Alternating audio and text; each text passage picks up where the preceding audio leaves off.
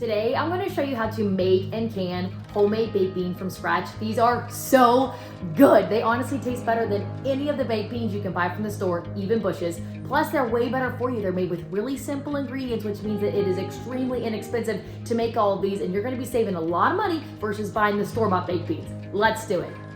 This right here is everything that you will need. 4 pounds of dried navy beans, 2 diced onions, 1 pound of diced bacon, 8 cups of chicken broth, 2 cups of molasses, 2 cups of brown sugar, a half a cup of maple syrup, 4 tablespoons of minced garlic, 4 tablespoons of ground mustard seed, 2 teaspoons of salt, 2 teaspoons of pepper, and 2 tablespoons of apple cider vinegar. I also forgot to get out my tomato sauce. You do need 1 jar of tomato sauce. This is a pint. If you're getting one from the store, it's going to be a 15-ounce jar of tomato sauce. Now, an extra little tip for the bacon. It's best if you can get some locally butchered bacon. That way you're not putting nitrates or any of the chemicals into your baked beans that you get from the store-bought bacon. So this I bought locally. It's all natural, made and grown in Kentucky bacon. And also, you're not building a rocket ship here. So if you want to omit or add stuff, you definitely can. So if you don't have maple syrup, just throw in an extra half cup of brown sugar. If you don't want to use bacon and you want to use sausage, you can do that too. You can kind of alter this to make it how you want it, but this is the base recipe to go by.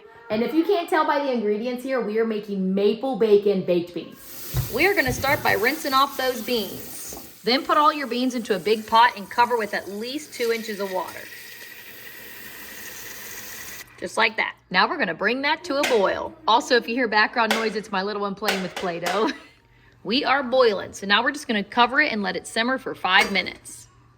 The 5 minutes is up and I've got my heat turned off. Now we're just going to let it sit here and soak for 30 minutes. We're not trying to fully cook the beans at this point. We're just trying to soften them up.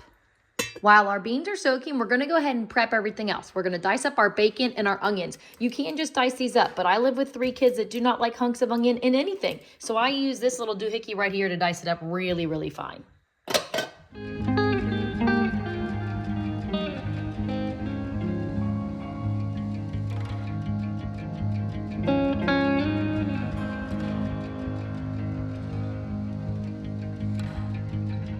Everything is nicely chopped up. Now we're just gonna saute this until it's all cooked and kind of caramelized. Look at how good that looks. Our bacon and onion is done cooking. So now we're gonna take this and put it into our really big pot and add everything else into there, mix it up real good, and that'll make our sauce for the beans.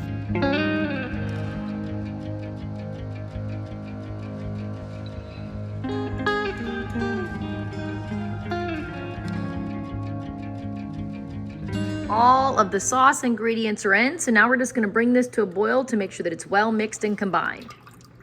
And while we're waiting for our sauce to boil, we're going to strain out the liquid from these beans. And we are boiling. So now we're going to add in our strained beans. You can also add in some jalapeno or some red pepper flakes here if you want a little bit of spice. I forgot to add that, but I do put in a little bit of red pepper flakes.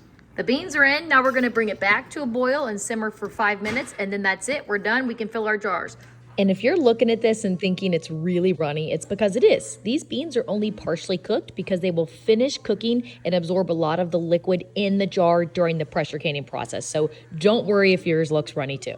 It is done. So now we're going to fill our jars, leaving an inch of headspace.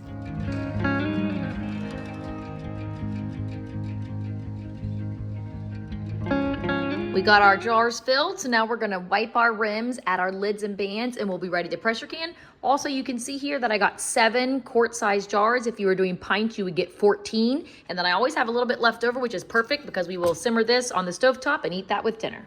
I got all my lids out, and I did just want to say real quick that I love these 4 jars lids. I'll put the link for them in the description. I have used hundreds of these, and I've never had one not seal, and that's because the rubber ring on these is so thick and so nice. I love these lids.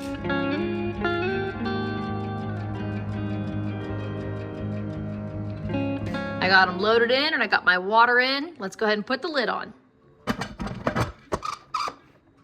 We are ready to pressure can. As a reminder, make sure you follow your pressure canner's instructions. I have a weighted pressure canner, which means I need to turn the heat on and bring everything in the inside to a boil, and I need to allow it to vent for 10 minutes before I put my weight on and start to bring the pressure up. So we're gonna do that first. We vented for 10 minutes, and now I'm gonna put my weight on and watch the pressure rise. We are at 10 pounds pressure, so now we're gonna process quarts for 90 minutes, pints for 75. Also, just a reminder, if you are at a higher elevation, you will need more pressure. Here's a guide if you need to change that based on the elevation where you live.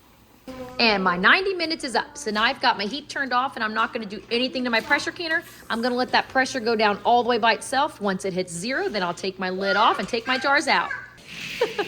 Pressure is down to 0, which means we are safe to take the lid off and take our jars out. The delicious homemade maple bacon baked beans are done. It's that easy, and man, you cannot find anything this good in the store. And here we are in my canning pantry because I wanted to show you what the beans look like a week later after they've thickened up.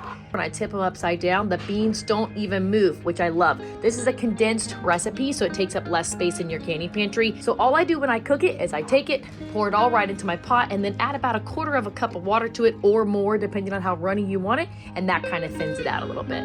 But these really are the best baked beans. As always, just let us know if you have any questions down in the comments below. Otherwise, go make these and enjoy the world's best baked beans. Happy homesteading!